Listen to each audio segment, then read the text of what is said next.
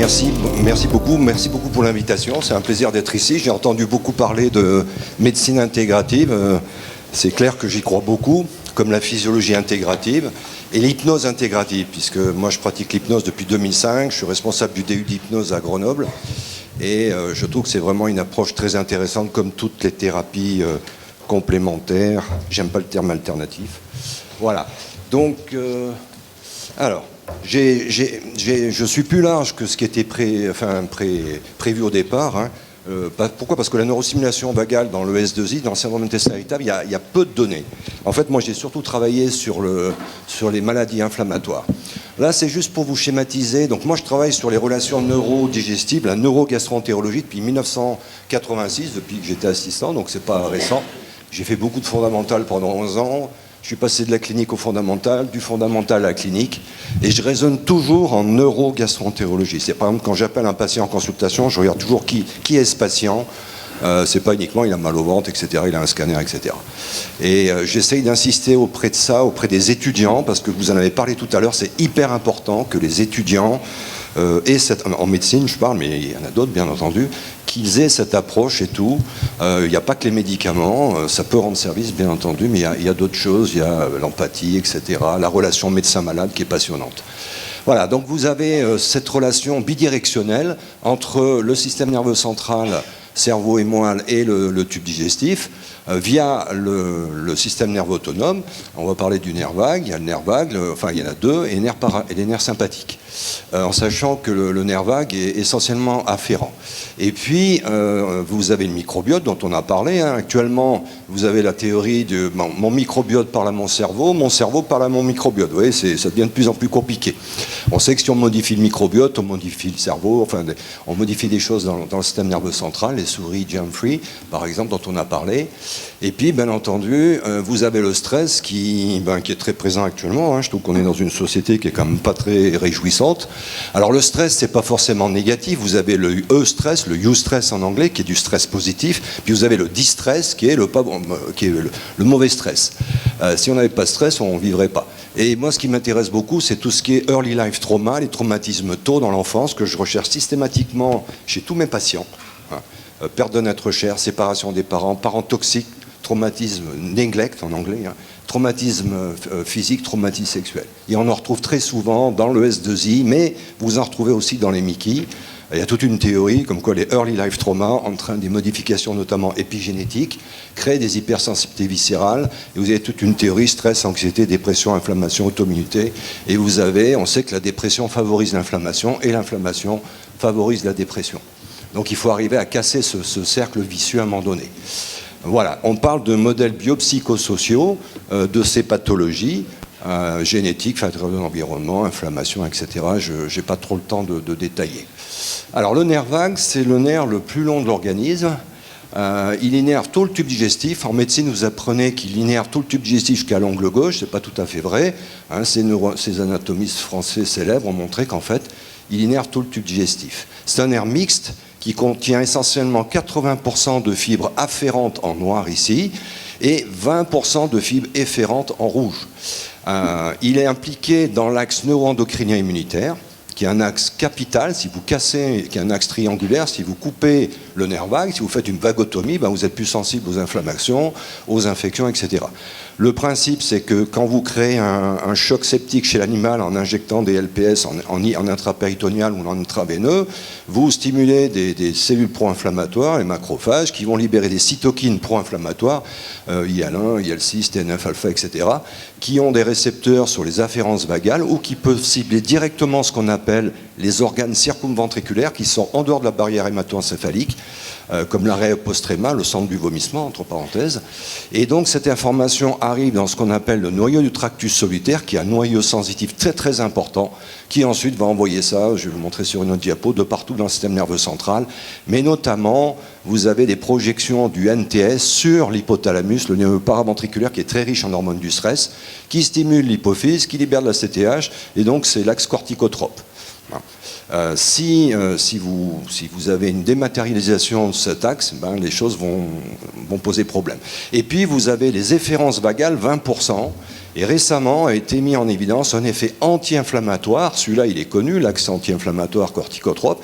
Et vous avez la voie cholinergique anti-inflammatoire qui fait intervenir les efférences vagales. Le nerf vague libère de l'acétylcholine qui va interagir avec, au niveau du tube digestif, avec un neurone intrinsèque, le petit cerveau du tube digestif, qui va libérer de l'acétylcholine et qui va empêcher la libération de TNF-alpha et d'autres cytokines pro-inflammatoires par les macrophages. Voilà, donc tout ce qui arrive au niveau du nerf vague, vous voyez, au niveau du NTS, est ensuite intégré dans plein de structures, le noyau parabrachial qui a un gros relais du NTS, des noyaux noradrénergiques, etc. Et puis vous avez une intégration au niveau de l'hypothalamus, des structures limbiques, c'est-à-dire que tout ce qui vient de la périphérie du tube, normalement, et notamment, je veux dire, va être intégré dans le système nerveux autonomique central, va être digéré, si je peux parler comme ça, et ensuite vous allez avoir un retour émotionnel, cognitif, autonomique, endocrinien, etc., via le système nerveux autonome, via l'axe corticotrope. Voilà. Et parfois, cette réponse autonomique, elle ne marche pas bien. C'est qu'on sait que dans beaucoup de pathologies digestives, mais dans plein de pathologies, vous avez ce qu'on appelle une dysautonomie que vous allez essayer de réguler par la stimulation vagale. Toutes les thérapies comportementales, cognitives, complémentaires stimulent le nerf vague. L'activité physique stimule le nerf vague, hein, qui est anti-inflammatoire, antinociceptif, antidépresseur, etc. Voilà. Ce qui est important aussi sur le nerf vague, c'est que le nerf vague est impliqué dans ce qu'on appelle l'interoception, la façon dont vous vous percevez, how do you feel, hein, c'est la conscience de l'état interne de mon corps. Comment je me perçois. Vous avez des gens qui se perçoivent de façon anormale, qui sont en hypersensibilité, hyper-interoception, comme le syndrome d'intestin irritable, les syndromes de fatigue chronique, le syndrome des jambes sans repos, les disjonctions temporomandibulaires, la fibromyalgie et la colopathie de la vessie, les cystalgies à urine claire. Et donc, en fait, tout ce qui arrive via le nerf vague ou via le sympathique de votre corps, de votre somato-viscéral, je dirais, est intégré dans l'insula, qui est le cortex de l'interoception, d'abord dans l'insula postérieure, là ça reste toujours, vous ne percevez pas ce qui arrive, et ensuite ça va être projeté dans l'insula antérieure, et là à ce moment-là, vous allez percevoir votre corps, et ce d'autant que cette insula, elle est en relation avec plein de structures nerveuses centrales, le cortex préfrontal, le cortex antérosingulaire, etc., vos informations interoceptives vont être intégrées aux signaux émotionnels, cognitifs, motivationnels d'un ensemble de régions corticales et sous-corticales. C'est-à-dire qu'en fait, suivant votre état psychologique, si vous êtes stressé, anxieux, dépressif et tout, vous allez percevoir de façon anormale une information qui vient de votre tube digestif, et notamment moi je vois beaucoup de gens qui ont des sensibilités au lactose, au fructose, les FODMAPs, le gluten, et j'en passe et des meilleurs. Et souvent ce sont des gens qui sont dans des états d'hypersensibilité, d'hyper-stress, d'hyper-interoception, qui fait qu'ils vont percevoir de façon anormale, via ce système nerveux autonome afférent, quelque chose qui vient de la périphérie. Et donc le but après, c'est d'aller moduler cette information de façon à l'atténuer par plein de thérapies, bien entendu. La chose aussi, c'est que votre nerf vague, il est impliqué dans la fameuse relation mon microbiote, système nerveux central. Par exemple, le microbiote, il libère des tas de métabolites qui peuvent cibler le système nerveux central, soit via le nerf vague, soit par des voies non vagales. Par exemple, le microbiote peut stimuler des cellules endocrines qui libèrent de la cholestérokinine, du GLP-1, la gréline. La gréline, entre parenthèses, elle est libérée au cours du jeûne. Hein. Quand vous êtes à jeun, vous libérez de la gréline qui est la seule hormone orexigène et qui stimule le nerf vague, qui stimule votre estomac, etc. Et donc vous avez une stimulation des afférences vagales, 80%, intégration dans ce système nerveux central autonomique, et en retour, vous pouvez moduler les efférences et moduler la perméabilité intestinale, l'inflammation périphérique. Et par exemple, le stress augmente la perméabilité, les anti-inflammatoires dont tu as parlé tout à l'heure et tout. Donc, vous voyez, vous êtes toujours dans une intégration périphérie, système nerveux central. Moi, je dis toujours mon tube digestif parle à mon cerveau et parfois mal. Ce qui fait que je vais tomber dans la pathologie. Alors, cette voie anti-inflammatoire, elle est complexe. Vous voyez, vous avez les afférences vagales, le système nerveux cholinergique efférent, et puis il y a aussi la rate qui est impliquée là-dedans, puisque il y a une interaction entre les efférences vagales et le sympathique, entre le parasympathique et le sympathique, qui va stimuler le nerf splénique qui est sympathique, qui libère la noradrénaline, qui se fixe sur les récepteurs bêta-2 des lymphocytes, qui libère de l'acétylcholine, qui inhibe la libération de TNF-alpha, comme ici. Et ça, c'est la voie cholinergique non neuronale. Et puis, ça se complique encore plus, puisqu'on sait que, par exemple, quand vous recevez des informations périphériques, notamment inflammatoires, douloureuses, etc., vous pouvez stimuler certaines structures du système nerveux central qui vont stimuler des voies descendantes stimulatrices du sympathique. Et vous avez une interaction avec la rate notamment et tout. Et donc, souvent, nous, ce qu'on utilise, par exemple, dans les Mickey, ce sont des anti-TNF, mais en fait, on peut utiliser d'autres choses que des anti-TNF, et c'est le but notamment de la neurostimulation vagale. Alors, la neurostimulation vagale, ça a été validé dans l'épilepsie et la dépression. Vous voyez les dates de validation par la FDA. Vous avez environ 100 000 patients qui sont implantés, 2000 je crois pour la dépression. Donc c'est surtout validé pour l'épilepsie, mais aussi pour la dépression. Et c'est efficace dans environ 50% des cas chez des gens. L'indication, c'est des gens qui ne répondent pas au traitement médicamenteux. Donc c'est une thérapie, c'est une non-drug thérapie, une thérapie non médicamenteuse. Et il y a peu d'effets secondaires. Ça, je vais y revenir, c'est de la neurostimulation invasive, on opère les gens, vous voyez, on met une électrode autour du nerf vague gauche. Pourquoi à gauche? Parce qu'à droite, le nerf vague droit contrôle la fréquence cardiaque. Donc on met plutôt à gauche, et vous êtes relié à un pacemaker, et ensuite c'est on-off avec des paramètres ici de haute fréquence dans l'épilepsie pour aller vers le cerveau. Et nous, on fait plutôt de la basse fréquence, puisqu'on est censé stimuler la voie cholinergique anti-inflammatoire, mais c'est pas aussi simple que ça. Donc c'est une thérapie qui est intéressante, qui a peu d'effets secondaires, avec ce qu'on a souvent, c'est la raucité de la voix. C'est-à-dire, si j'ai un stimulateur, quand je vais vous parler à un moment donné, quand il va déclencher, je vais avoir une raucité dans la voix, puis ça passe. Pourquoi? Parce que c'est on-off, 30 secondes on, 5 minutes off, etc. Vous pouvez multiparamétrer ces neurostimulateurs. Voilà. Alors, ce qui est important, c'est que ça ne marche pas tout de suite. C'est une thérapie à action lent, c'est-à-dire par exemple dans l'épilepsie, à 6 mois c'est mieux qu'à 0, ainsi de suite, il faut 1 à 2 ans pour avoir un plateau. Dans le contexte, si vous voulez, quand nous on a travaillé initialement sur de la neurostimulation vagale chez un rat qui avait une colite expérimentale qu'on induisait par du TNBS, on a montré que la NSV améliorait la colite expérimentale, que cet effet anti-inflammatoire ne passe pas que par les efférences, mais aussi par les afférences. C'est-à-dire quand vous stimulez le nerf vague, vous ne pouvez pas dire je vais stimuler que vers le bas ou vers le haut, c'est pas possible. Et en fait, c'est même plus intéressant peut-être d'aller dans le système nerveux central que dans le système périphérique. On a montré que chez l'homme, le tonus vagal est abaissé dans les Mickey, mais aussi dans la colopathie, dans le S2I, en rémission. C'est-à-dire que même un patient qui est en rémission, eh bien, il a un tonus vagal, il est en hypotonie vagale. Et si je suis en hypotonie vagale, je suis pro-inflammatoire, c'est-à-dire que j'ai un taux plasmatique élevé de TNF-alpha, et que cet abaissement du tonus vagal est corrélé avec les affects négatifs et avec des anomalies de la perception viscérale et de la durée de la maladie.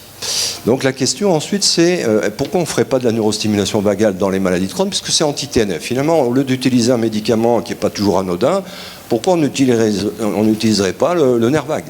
Donc on est parti sur une étude pilote. On a implanté 9 patients, c'est pas énorme, mais pourquoi? Parce que ça coûte de l'argent, qu'on a eu 100 000 euros et qu'un neurostimulateur coûte déjà 10 000 euros, vous voyez. Donc c'est vite vu. Donc on a pris des gens avec maladie de Crohn en poussée modérée, légère à modérée. On se basait sur des arguments cliniques, biologiques, CRP, calprotectine fécale, qui est un très bon marqueur. On leur faisait une coloscopie à 0, à 6 mois, à 1 an. C'est une étude sur 1 an, mais on continue à les suivre. On a étudié la variabilité cardiaque. La variabilité cardiaque vous donne une idée de la balance sympathovagale. Ouais. On a fait de l'EEG haute résolution pour voir ce qui se passait en haut. Des questionnaires psychologiques, des échelles visuelles analogiques, etc. Et donc on a stimulé ces patients de façon continue. On a implanté le premier patient en 2012. C'est le premier patient mondial qui a été implanté dans cette indication. Et puis, vous voyez, on a fini en 2016. On a publié les résultats à 6 mois chez 7 patients, et là on a soumis l'article pour un an, et en fait on montre globalement, ça c'est un indice d'activité de la maladie, que globalement, alors évidemment on a eu des échecs, ça ne peut pas marcher à 100%, c'est comme les médicaments, on a eu 2 patients qui sont sortis de l'étude, mais en fait c'était des patients qui avaient la maladie la plus agressive. Pourquoi? Parce que la neurostimulation vagale n'est pas active tout de suite, c'est pas comme des corticoïdes, hein, où le lendemain matin vous allez être mieux. On insiste bien sur le fait que c'est une slow acting thérapie, c'est-à-dire que c'est pas quelque chose qui va agir du jour au lendemain. On a un effet à un mois, les gens ont moins de douleur. On a un effet à partir de 3 mois. Donc vous voyez, c'est comme dans l'épilepsie. Donc vous améliorez ce paramètre. Chez environ 2/3 des patients, vous améliorez l'endoscopie, ça c'est un score d'endoscopie. On a eu aussi des améliorations de CRP, des améliorations de la calprotectine fécale qu'on utilise beaucoup, et surtout ce qui était intéressant, c'est qu'on améliorait le tonus vagal. La plupart de nos patients avaient un tonus vagal bas au départ de l'étude, qui était restauré par la neurostimulation vagale. De la même manière que vous pouvez restaurer la tonicité vagale par l'activité physique, par la sophro, le tai chi, le qigong, etc. Enfin, voilà.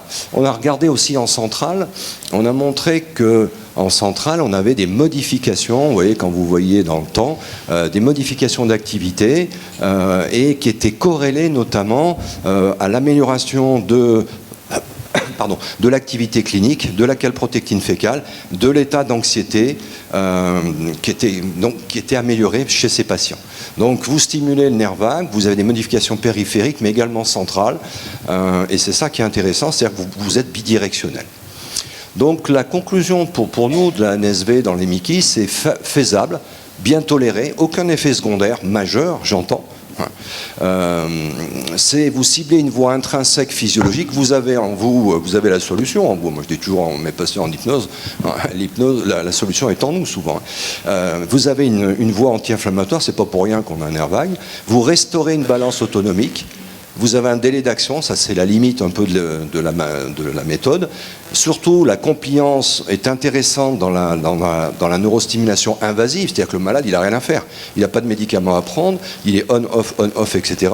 Ce qui n'est pas le cas pour moi de la neurostimulation non invasive, je vais y revenir. C'est moins cher et plus sûr que les thérapies biologiques. C'est un intérêt potentiel dans les Mickey, pour moi c'est clair. On a de plus en plus de publications qui sortent, mais également dans la polyarthrite rhumatoïde, où ça a été validé, ça a été étudié. Bien sûr, il faut des études beaucoup plus puissantes. Et puis après, à chaque fois, on vous dit « Ah bah ouais, mais pourquoi tu fais opérer les gens? Pourquoi tu ne fais pas de la neurostimulation non invasive, comme la stimulation transauriculaire ?» Pourquoi? Parce que cette partie de votre oreille, la conca, vous voyez, la cymba conca, la cavité de la conca, etc., est innervée par la branche auriculaire du nerf vague.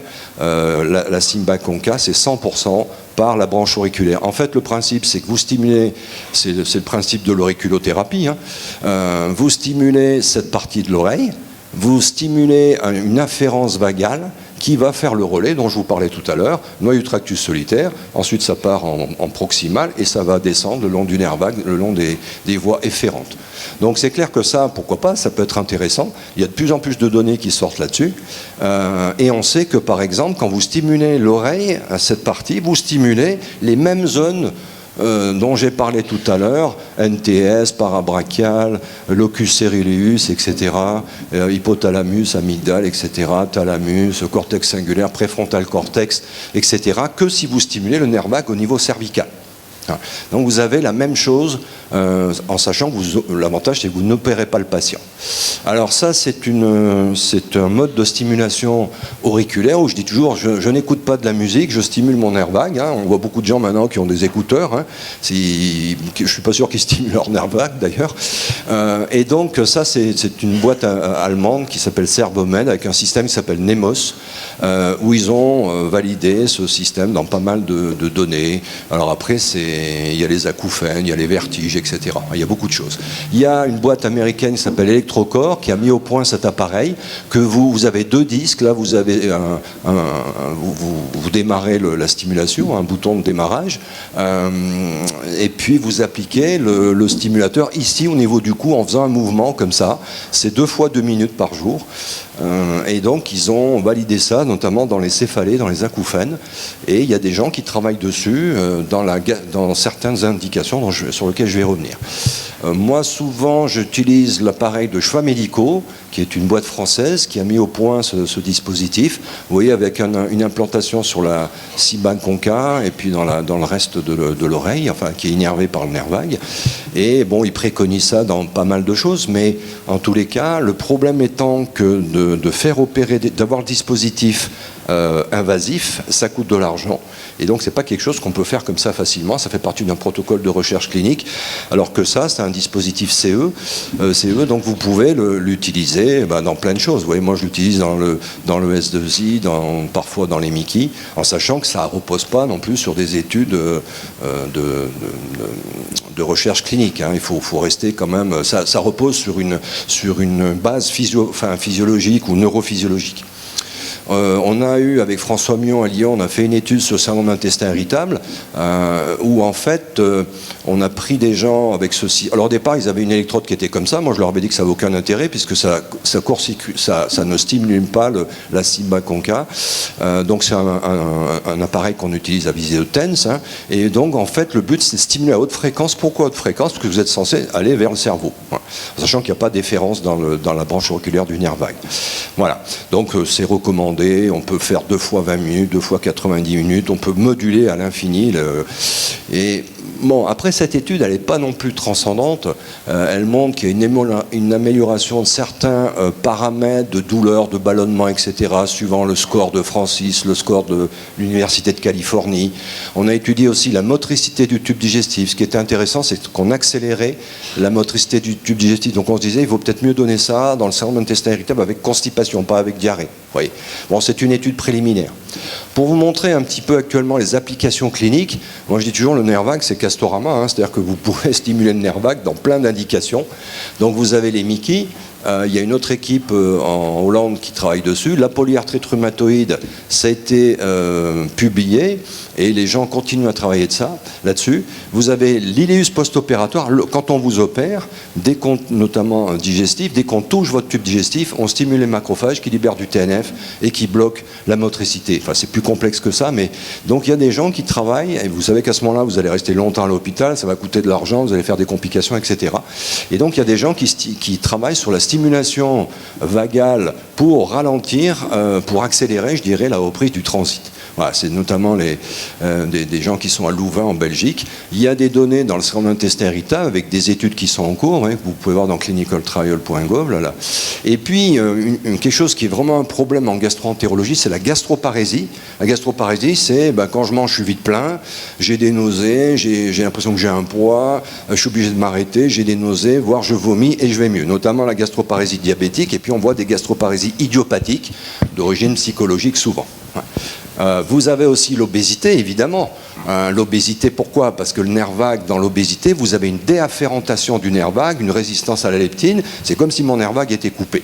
Donc il y a pas mal de données actuellement, mais c'est au stade de recherche. Dans le psoriasis, TNF-alpha, dans la maladie de Parkinson, vous savez qu'il y a la théorie que dans la maladie de Parkinson, l'agresseur vient du tube digestif, puis pour certains, ça commencerait dans le tube digestif. Dans les AVC, pourquoi? Parce que la neurostimule vagale modifie la plasticité neuronale. C'est pour ça aussi que ce n'est pas efficace tout de suite.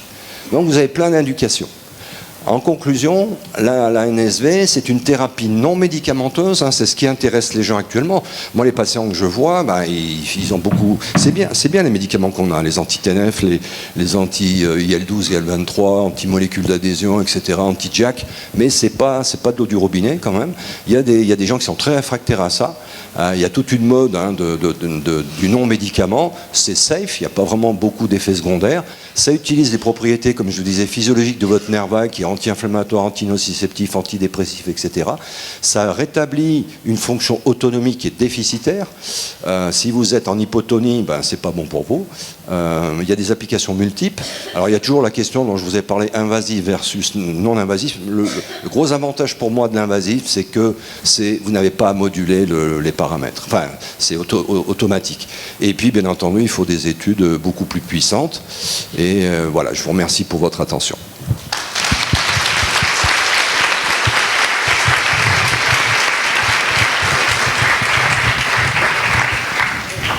Merci Bruno, c'était passionnant. J'ai une question un peu clin d'œil.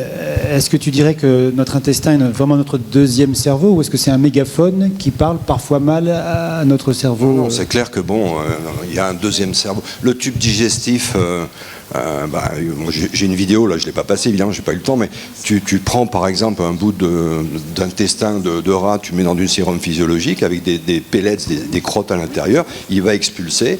Je ne sais plus qui à Nantes qui montre ça. Tu as une autonomie du tube digestif. Tu as un système nerveux intrinsèque qui assure la motricité, la sensibilité, etc. Mais en temps normal, tu es relié à ton système nerveux central par le système nerveux autonomique. Voilà. Qui déconne, comme je dis, qui ne marche pas bien dans plein de pathologies. Il y a énormément, si tu fais dysautonomia et Parkinson et Alzheimer et autisme, etc., tu vas trouver des choses. Voilà. Donc on ne peut pas séparer le tube ou le reste, ou le poumon, le cœur du système nerveux central. Mais le tube, c'est vraiment l'expression du cerveau. Hein. Vous dites souvent, tu vois ce que tu m'as dit là, ça me reste sur l'estomac, j'ai du mal à le digérer, je dis toujours ça. Est-ce qu'il y a des contre-indications à cette stimulation? Alors bon, évidemment, les contre-indications, c'est des gens qui ont de troubles du rythme ou qui ont une vagotomie, par exemple, mais il y a peu de contre-indications. Et on stimule le nerf vague gauche, le nerf vague droit contrôle la fréquence cardiaque, le nœud sinusal.